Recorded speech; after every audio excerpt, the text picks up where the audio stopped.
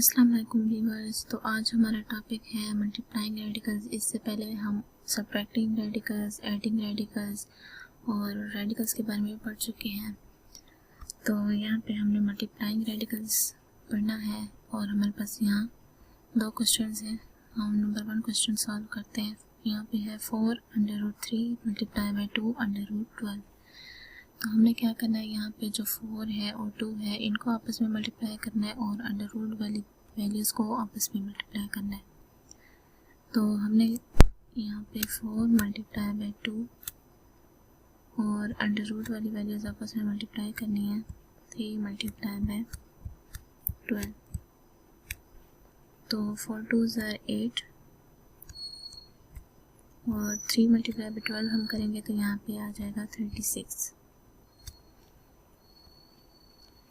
تو یہاں 8 لکھ دیں گے اور جیسا کہ آپ کو پتہ ہے 6 6 اور 36 ہوتا ہے، تو یہاں پہ ہم 6 کا اسکیئر کر لیتے ہیں.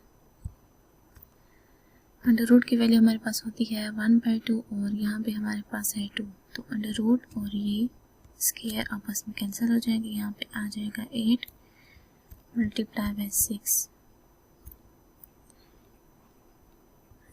تو ان دونوں کو آپس میں ملٹیپلائی کریں گے تو یہاں پہ ہمارے پاس ہو جائے گا 48. 8 6 are 48.